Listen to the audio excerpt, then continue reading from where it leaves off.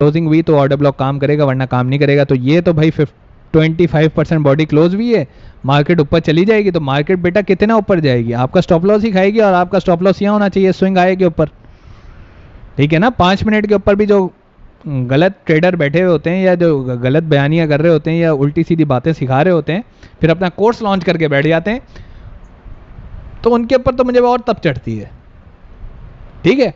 तो अब देखो जो तरीका बनता था, इस स्विंग हाई के ऊपर तुम्हारा जो है स्टॉप लॉस होगा।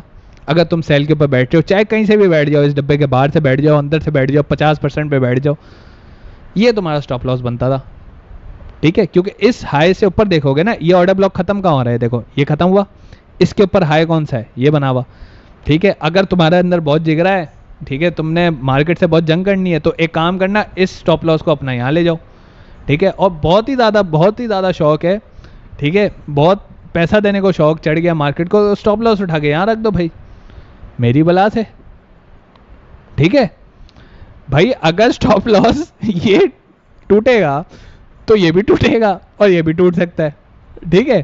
तो मैं तो बेवकूफ़ नहीं हूँ, इसलिए मैं अपना नुकसान कम से कम करने की कोशिश करता हूँ, ठीक है। तो नुकसान भाई हमारा कम से कम यहाँ पर है, मैंने यहाँ पे स्टॉप लॉस रख दिया चुप करके, ठीक है।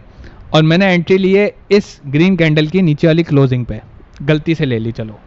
तो मार्केट मेरे हिसाब से इसको क्रॉस नहीं करनी चाहिए, इसको क्रॉस कर गई तो हो सकता है भाई ऊपर चली जाए या नीचे चली जाए, ठीक है।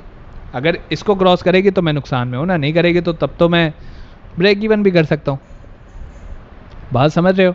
तो इस तरीके से शॉर्टर टाइम फ्रेम के ऊपर देखा जाता है। लेकिन ये जो इंडिकेटर है इवन के, अब ये बंदा तुम्हें इंडिकेटर का बोल के खुद वो बाइनरी ट्रेड करे या ना करे, तुम्हारा उससे कोई लेन देन नहीं है। तुम्हें मैंने ये चीज़ प्रूफ करके दिखा दी, चाहे तुम ICT SMC वाले हो